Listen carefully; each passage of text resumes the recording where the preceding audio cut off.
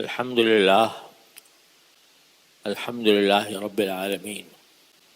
والصلاة والسلام على رسوله الكريم وعلى آله وأصحابه أجمعين وعلى كل من تبعهم بإحسان إلى يوم الدين. اما بعد، اللہ تبارک و تعالیٰ کے فضل و کرم سے اللہ تعالیٰ نے ہمیں اپنی زندگی میں ایک اور مرتبہ محرم کا مہینہ دکھایا، اور اس محرم سے مسلمانوں کا جو تقویمی سال ہے وہ شروع ہوتا ہے۔ اللہ تبارک و تعالیٰ اس سال کو بھی اور اس مہینے کو بھی پوری امت اسلامیہ کے لیے مبارک فرمائے، اور اللہ تبارک و تعالیٰ امت کو جن مشکلات میں وہ گھری ہوئی ہے ان سے نجات عطا فرمائے۔ محرم کا مہینہ اللہ تبارک و تعالیٰ کے بیان کے مطابق ان 4 مہینوں میں سے ہے جن کو اشہر حرم کہا جاتا ہے، حرمت والے مہینے۔ قرآن کریم میں باری تعالیٰ نے ارشاد فرمایا، ان عدت الشہور عند اللہ 12 شہرا فی کتاب اللہ یوم خلق السماوات والارض منہا 4 حرم۔ اللہ تعالیٰ فرماتے ہیں کہ جس دن اللہ تعالیٰ نے آسمان و زمین کو پیدا کیا تھا، اسی وقت سے اللہ تبارک و تعالیٰ نے 12 مہینے مقرر فرمائے ہیں، یعنی سال کو 12 مہینوں پر تقسیم فرمایا ہے۔ اور یہ جس دن سے اللہ نے آسمان اور زمین پیدا کیے اسی دن سے یہ مہینوں کی تقسیم فرما دی تھی۔ یعنی جو زمانہ ہے یا وقت ہے یہ بھی تو اللہ تعالیٰ کی تخلیق ہے، تو اس زمانے اس وقت کی تخلیق اللہ تعالیٰ نے اس طرح کر دی کہ سال کو 12 مہینے پر تقسیم فرما دیا۔ اب یہ 12 مہینے کسی بھی قوم میں چلے جائیں، کسی مذہب میں چلے جائیں، کسی دین میں چلے جائیں، سال کے سب کے ہاں 12 مہینے ہوتے ہیں۔ اللہ تعالیٰ کی تخلیق سے 12 مہینے ہوئے۔ اسی میں فرمایا کہ ان میں سے 4 مہینے ہیں حرمت والے، منہا 4 حرم۔ وہ 4 مہینے کون سے ہیں؟ اور رسول کریم صلی اللہ علیہ وسلم نے بیان فرمایا کہ ایک ذوالحجہ ہے، ایک محرم ہے، ایک سفر ہے، اور پھر رجب کا مہینہ ہے۔ 3 مہینے جو ہیں متواتر ہیں، ذوالحجہ، محرم، سفر، اور پھر ایک مہینہ جا کر شعبان سے پہلے جو رجب کا مہینہ ہوتا ہے۔ ان 4 مہینوں کو حرمت کے مہینے قرار دیا، ان کو اشہر حرم کہا جاتا ہے، حرمت والے مہینے۔ اور اس کی ایک وجہ تو یہ تھی، ان کے حرمت ہونے کا ایک نتیجہ تو یہ تھا کہ حضرت ابراہیم علیہ السلام کے وقت سے ان مہینوں میں جنگ کرنے کو ممنوع کر دیا گیا تھا۔ اس مہینے میں، ان مہینوں میں کسی سے جنگ نہیں کی جا سکتی، اور اسے حضرت ابراہیم علیہ السلام کے وقت سے یہ حرمت چلی آتی تھی، اور زمانے جاہلیت میں جاہلیت والے لوگ بھی اس کی حرمت سمجھتے تھے، اور ان کے یہاں حالانکہ ہر وقت قبیلوں کے درمیان لڑائیاں ہوتی رہتی تھیں، ایک قبیلہ دوسرے قبیلے پر حملہ آور ہوتا تھا، خونریزیاں ہوتی تھیں، لیکن جب ان 4 مہینوں میں سے کوئی مہینہ آ جاتا سب رک جاتے۔ تو یہ ایک تو اس حرمت کا نتیجہ یہ تھا کہ ان میں جنگ کرنا منع تھا۔ نبی کریم سرورت عالم صلی اللہ علیہ وسلم کی شریعت میں شروع میں یہی حکم تھا کہ ان 4 مہینوں میں جنگ کرنا منع ہے۔ بعد میں آیا یہ حکم باقی رہا یا نہیں رہا، اس کے بارے میں علماء کے مختلف اقوال ہیں، لیکن زیادہ تر فقہا کا کہنا یہ ہے کہ یہ حکم آخر زمانے میں نبی کریم سرورت عالم صلی اللہ علیہ وسلم کے آخری دور میں جا کر منسوخ ہو گیا تھا، یعنی اس کی حرمت اس معنی میں کہ جنگ نہیں کی جا سکتی، یہ حکم ختم ہو گیا تھا۔ لیکن اس ختم کے ختم ہونے کا مطلب یہ نہیں کہ ان کی حرمت میں کوئی کمی آ گئی، بلکہ ان چاروں مہینوں میں حرمت ان کی بدستور برقرار رہی، اور اس معنی میں برقرار رہی کہ ان مہینوں میں اللہ جل جلالہ کی عبادت اور مہینوں سے زیادہ افضل اور زیادہ اجر و ثواب کا سبب ہے۔ یعنی آج بھی ان کو اشہر حرمی کہا جائے گا، حرمت والے مہینے کہا جائے گا، ذوالحجہ ہو یا محرم ہو یا سفر ہو یا رجب ہو، ان سب مہینوں کو حرمت والے مہینے کہا جائے گا۔ اور ان حرمت کا تقاضا یہ ہے کہ بندے ان مہینوں میں اللہ جل جلالہ کی طرف زیادہ متوجہ ہوں، عبادتیں کچھ زیادہ کریں عام دنوں کے مقابلے میں۔ ذوالحجہ کے بارے میں تو آپ جانتے ہیں، اللہ تعالیٰ نے ایک بہت بڑا فریضہ حج کا اس میں رکھا ہے، اس میں قربانی کی عبادت ہے، اس میں تکبیر تشریق ہے، اس میں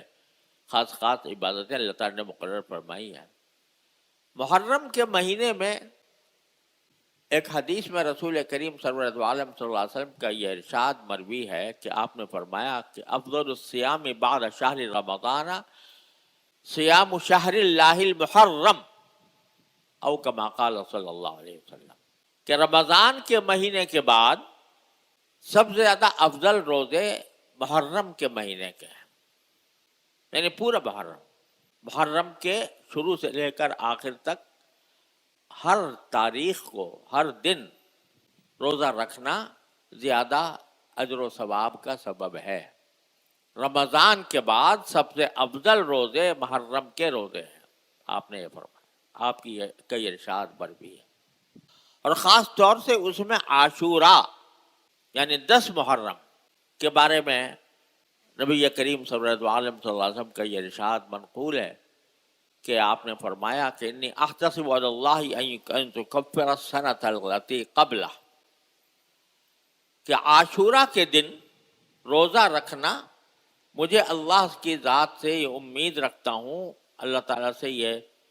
امید رکھتا ہوں کہ جو شخص عاشورہ کا روزہ رکھے تو 1 سال پہلے کے گناہ اس کے معاف ہو جاتے ہیں۔ وہ 1 سال پہلے والے عاشورہ سے پہلے کا جو سال ہے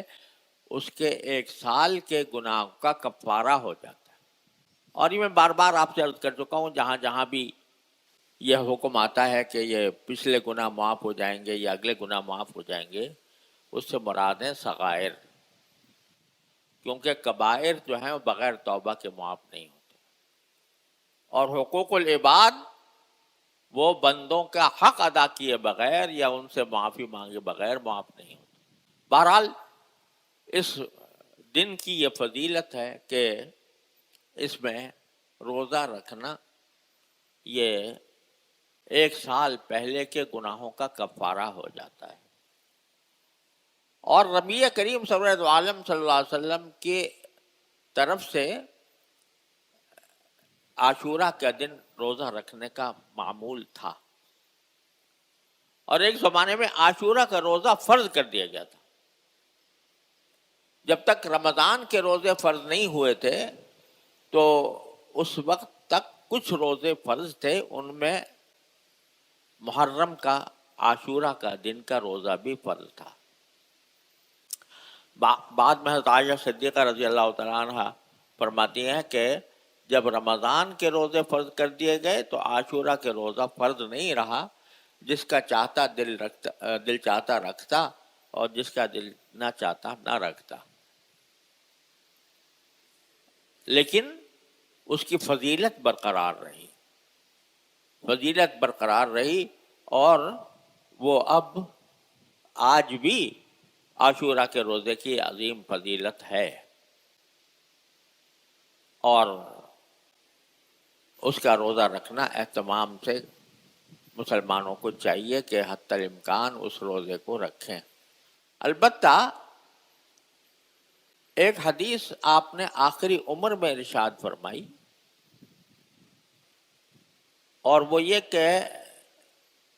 یہ بات مشہور و معروف تھی حضور اقدس صلی اللہ علیہ وسلم کو بھی معلوم تھی کہ یہودی بھی عاشورہ کا روزہ رکھتے ہیں، اور ان کے روزہ رکھنے کی وجہ یہ بتائی جاتی ہے کہ یہ وہ دن ہے جس میں اللہ تبارک و تعالیٰ نے موسیٰ علیہ السلام کے لشکر کو نجات عطا فرمائی اور فرعون غرق ہوا۔ فرعون کو غرق کر کے موسیٰ علیہ السلام کے لشکر کو بنی اسرائیل کے ساتھ دریا کے پار اتار دیا۔ وہ ایک طرح سے حضرت موسیٰ علیہ السلام کو فرعون کے لشکر پر فتح حاصل ہوئی، تو اس کی یادگار کے طور پر یہودی عاشورہ میں روزہ رکھتے تھے۔ اب صورتحال تو یہ ہے کہ اس وقت جو یہودی عرب میں آباد تھے وہ ہمارے اسلامی مہینوں ہی کی اتباع کرتے تھے، لہذا عاشورہ ان کے نزدیک وہی ہوتا تھا جو کہ اسلام میں ہوتا ہے۔ بعد میں یہودیوں نے اپنا سال تبدیل کر لیا، تو وہ عاشورہ کا جو ان کا نیا حساب ہے اس کے تحت جب وہ دن آتا ہے تو اس میں رکھتے ہیں، لیکن حضور اقدس صلی اللہ علیہ وسلم کے زمانے میں عاشورہ کے دن روزہ رکھا تھا۔ تو رسول کریم صلی اللہ علیہ وسلم نے فرمایا کہ ہم تو موسیٰ علیہ السلام کے اتباع کے زیادہ حقدار ہیں بنسبت یہودیوں کے، کیونکہ یہودی جو ہیں وہ موسیٰ علیہ السلام کی تعلیمات کے اوپر عمل نہیں کرتے صحیح معنی میں۔ ہم موسیٰ علیہ السلام کے صحیح زیادہ حقدار ہیں، لہذا ہم بھی روزہ رکھتے ہیں۔ یہ بات آپ نے ارشاد فرمائی تھی، لیکن وفات سے ایک سال پہلے آپ نے ایک موقع پر بھی ارشاد فرمایا کہ اگر میں اگلے سال زندہ رہا تو میں صرف عاشورہ کا روزہ نہیں رکھوں گا بلکہ عاشورہ کے ساتھ کوئی دن ملا کر رکھوں گا، یا تو 9 محرم بھی ساتھ رکھوں گا یا 11 محرم بھی ساتھ رکھوں گا، کوئی دن ان کے ساتھ ملا کر رکھوں گا۔ اور وجہ یہ بیان فرمائی کہ اس میں یہودیوں کے ساتھ مشابہت پائی جا رہی ہے۔ یہودی جو ہیں وہ صرف عاشورہ کے دن روزہ رکھتے ہیں، اگر ہم بھی عاشورہ کے دن روزہ رکھیں صرف عاشورہ کے دن تو ہماری مشابہت پیدا ہو جائے گی یہودیوں کے ساتھ، اور مسلمان کی مشابہت کسی اور مذہب والے کے ساتھ یہ مقبول نہیں۔ آپ اندازہ کیجئے کہ غیر مسلم کے ساتھ مشابہت یعنی ایک جیسا ہونا وہ عبادت میں بھی پسند نہیں۔ روزہ عبادت ہے، کوئی گناہ کا کام تو نہیں ہے، اور اگر یہودی روزہ رکھتے ہیں تو یہ کوئی گناہ کا کام تو نہیں کرتے، وہ عبادت ہی ہوتی ہے۔ لیکن سرکار دو عالم صلی اللہ علیہ وسلم نے عبادت کے اندر بھی غیر مسلموں کے ساتھ مشابہت کو ناپسند فرمایا، لہذا فرمایا کہ اس مشابہت کو بدلنے کے لیے اگر میں زندہ رہا تو اگلے سال ایک روزہ مزید رکھوں گا۔ لیکن اس کے بعد سرکار دو عالم صلی اللہ علیہ وسلم کے وقت کا وصال ہو گیا، اس کے نتیجے میں آپ نے تو دوسرا نہیں رکھا، لیکن بعد میں خلفائے راشدین نے، صحابہ کرام نے نبی کریم صلی اللہ علیہ وسلم کے اس حکم کی تعمیل میں اس بات کا اہتمام کیا کہ تنہا عاشورہ کا نہیں رکھتے تھے، ساتھ میں 9 کا ملا کر یا 11 کا ملا کر رکھتے تھے۔ اور اسی لیے بعد میں فقہائے کرام نے بھی یہ فرمایا کہ عاشورہ کا روزہ تنہا نہ رکھا جائے بلکہ اس کے ساتھ ایک روزہ ضرور ملا کر رکھے، یا 9 کا یا 11 کا۔ اور اگر کوئی شخص تنہا رکھے تو جائز تو ہے، لیکن خلاف اولا قرار دیا، افضل یہ ہے کہ دونوں ملا کر رکھیں۔ تو اس سے آپ یہ اندازہ کریں کہ اسلام کا جو مزاج ہے وہ یہ ہے کہ مسلمان کی شان بالکل الگ ہونی چاہیے غیر مسلموں سے. اس کا حلیہ، اس کا لباس، اس کی پہچان، اس کے اعمال بالکل الگ نظر آنے چاہیے غیر مسلموں کے مقابلے میں. یہاں تک کہ عبادت کے اندر بھی، جو عبادت ان کے نزدیک بھی ہے ہمارے نزدیک بھی ہے، اس عبادت کے اندر بھی امتیاز ہونا چاہیے مسلمان اور غیر مسلم کے درمیان. تو یہ بڑا اہم مسئلہ ہے کہ جب روزے کے اندر مشابہت آپ نے گوارا نہیں کی تو رہن سہن کے طریقوں میں اگر ہم مشابہت اختیار کریں غیر مسلموں کی تو وہ نبی کریم سرور دو عالم صلی اللہ علیہ وسلم کو کتنی ناپسند ہوگی. ایک حدیث میں آپ نے ارشاد فرمایا کہ من تشبہ بقوم فہو منہم، جو شخص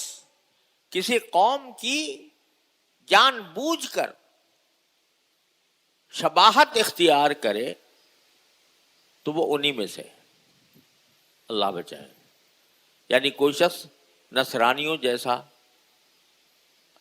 کوئی کام کرتا ہے، عیسائیوں جیسا کام کرتا ہے،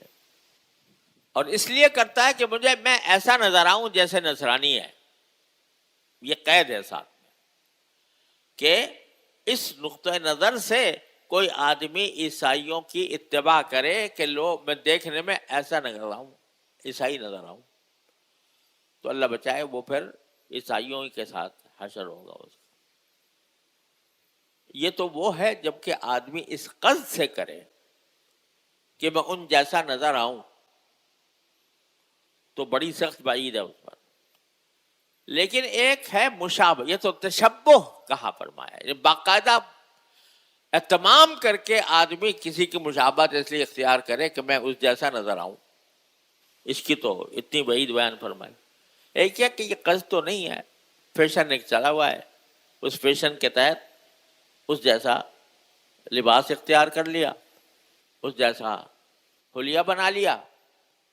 تو اگرچہ اس میں تشبہ والی بات نہ ہو لیکن مشابہت والی بات تو ہے. ہونا تو یہ چاہیے کہ ایک مسلمان غیر مسلم سے بالکل اپنے حلیے سے، اپنے قد و قامت سے، اپنے انداز سے، اپنے لباس سے، اپنی چال ڈھال سے غیر مسلموں سے ممتاز ہو. لیکن افسوس ہے کہ ہمارے ہاں ایک مزاج بن گیا کہ بھئی انگریزوں جیسا لباس پہنو، ذرا دیکھو، لباس بھی انگریزوں جیسا اور حلیہ بھی ان جیسا، بال بھی انہیں جیسے بنائیں اور داڑھی بھی نہ رکھیں اور مونچھ بھی نہ کٹوائیں، بلکہ ایسے ہوں جیسے کہ انگریز ہوتا ہے. یہ ایک مزاج بن گیا ہمارے اوپر. انگریزی استعمار، انگریزی اقتدار کا ایک نتیجہ یہ نکلا کہ ہم نے اپنا سب کچھ ان کے حوالے کر دیا. ہماری تہذیب، ہماری ثقافت، ہمارا لباس، ہمارا کلچر،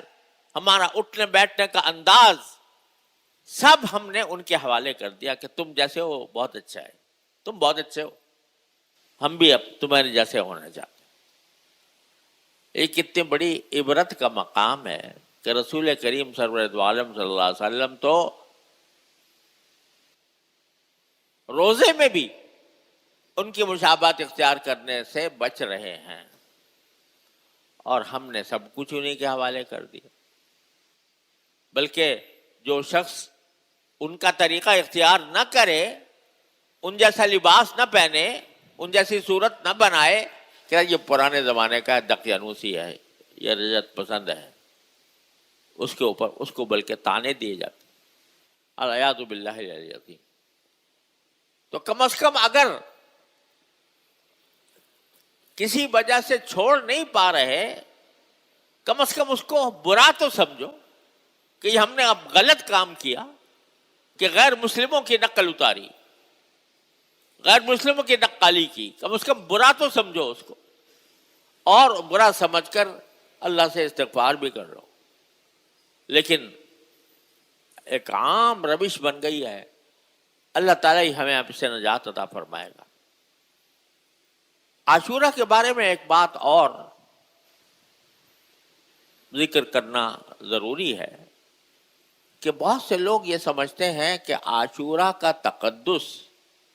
اس وجہ سے ہے کہ اس دن حضرت حسین رضی اللہ تعالی عنہ کی میدان کربلا میں شہادت ہوئی۔ اس میں کوئی شک نہیں کہ کربلا کا واقعہ پوری امت مسلمہ کے لیے انتہائی دردناک، المناک سانحہ ہے کہ اس میں نبی کریم صلی اللہ علیہ وسلم کے محبوب نواسے کو میدان کربلا میں شہید کیا گیا اور ان کے ساتھیوں کو بھی شہید کیا گیا۔ یہ ہماری تاریخ کا بہت ہی المناک واقعہ ہے، بہت بڑا سانحہ ہے جو ہماری تاریخ میں پیش آیا۔ لیکن عاشورہ کے تقدس کا اس سے کوئی تعلق نہیں۔ عاشورہ جیسے میں نے عرض کیا، شروع سے اس کی حرمت چلی آتی تھی، اور حضرت حسین رضی اللہ تعالیٰ عنہ کی فضیلت میں یہ ایک اضافہ ہے اس لحاظ سے کہ اللہ تعالیٰ نے ان کو شہادت کا مقام عطا اس دن فرمایا جو عاشورہ کا دن تھا۔ حضرت حسین رضی اللہ تعالیٰ عنہ کی مزید فضیلت، علاوہ بے شمار فضائل کے، مزید فضیلت اس بات سے بھی ہوتی ہے کہ اللہ تعالیٰ نے ان کو شہادت کا مقام عطا کرنے کے لیے عاشورہ کے دن کا انتخاب فرمایا، جو پہلے ہی سے مقدس تھا۔ اس مقدس دن میں حضرت حسین رضی اللہ تعالیٰ نے اپنی جان آفروں کے سپرد کر دی،